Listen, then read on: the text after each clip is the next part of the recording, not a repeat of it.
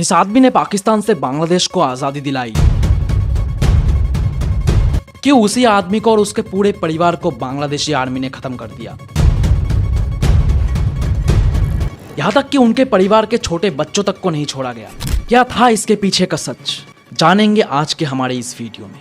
এবারের সংগ্রাম আমার মুক্তির সংগ্রাম, এবারের সংগ্রাম স্বাধীনতার সংগ্রাম। টাকা নাই, পয়সা নাই, চাল নাই, ডাল নাই, রাস্তা নাই, রেলওয়ে ভেঙে দিয়ে গেছে, সব শেষ করে দিয়ে গেছে।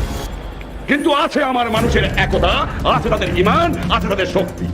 এই মনুষ্য শক্তি নিয়েই এই বাংলাকে নতুন করে গড়ে তুলতে চাই এবং তোমাদের যা কিছু আছে তাই নিয়ে প্রস্তুত থাকো। মনে রাখবা, রক্ত যখন দিয়েছি রক্ত আরো দেব, এই দেশের মানুষকে মুক্ত করে ছাড়বো ইনশাআল্লাহ। इस कहानी की शुरुआत होती है बांग्लादेश के गोपालगंज डिस्ट्रिक्ट के एक छोटे से गांव तुंगीपाड़ा में, जहां पर 17 मार्च 1920 में शेख मुजीबुर का जन्म होता है। इसी आदमी ने बाद में जाकर पाकिस्तान से बांग्लादेश को आजादी दिलाई। 15 अगस्त 1975, एक ऐसी रात जो बांग्लादेश के इतिहास में हमेशा के लिए दर्ज हो गई। ये वो रात थी जब बांग्लादेश के जनक और उनके सपनों का देश एक बड़ी साजिश के नीचे दबा दिया गया। शेख मुजीबुर रहमान, एक नाम जो बांग्लादेश के हर एक इंसान के दिल में बस गया था, लेकिन उस रात किसी ने उनका सपना छीन लिया। इसी रात के बारे में हम आगे बात करने वाले हैं। 1971 का बांग्लादेश मुक्ति संग्राम, एक ऐसी जंग जिसमें शेख मुजीबुर रहमान ने अपने लोगों के लिए लड़ाई लड़ी। 1971 को बांग्लादेश एक आजाद देश बन गया। 1971 को बांग्लादेश को आजादी मिल गई और एक नए देश का नया नेता बने शेख मुजीब। लेकिन हर कहानी का दो पहलू होता है। देश को आजादी तो मिल गया था, लेकिन देश को संभालना इतना आसान नहीं था। मुजीबुर रहमान पर आरोप लगने लगा, तानाशाही और भ्रष्टाचार का। उनके कई अपने लोग उनसे दूर होने लगे। क्या ये दूरी एक षड्यंत्र का हिस्सा था, जानेंगे आगे हमारे वीडियो में। आजादी के बाद सब कुछ ठीक नहीं था।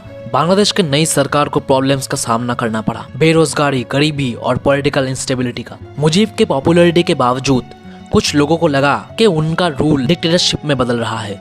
1974 का अकाल और पॉलिटिकल अनरेस्ट ने उनके खिलाफ काफी लोगों को खड़ा कर दिया। आर्मी के अंदर भी डिससैटिस्फैक्शन बढ़ने लगा था। सीनियर मिलिट्री ऑफिसर्स जिन्होंने बांग्लादेश के लिबरेशन वॉर में लड़ाई लड़ी थी, वो अपनी इंपॉर्टेंस घटता हुआ महसूस कर रहे थे। यह डिससैटिस्फैक्शन स्लोली एक डेंजरस प्लॉट में बदलने वाला था। आर्मी के कुछ ऑफिसर्स ने एक सीक्रेट प्लान बना लिया था। प्लान था मुजीब को खत्म करना।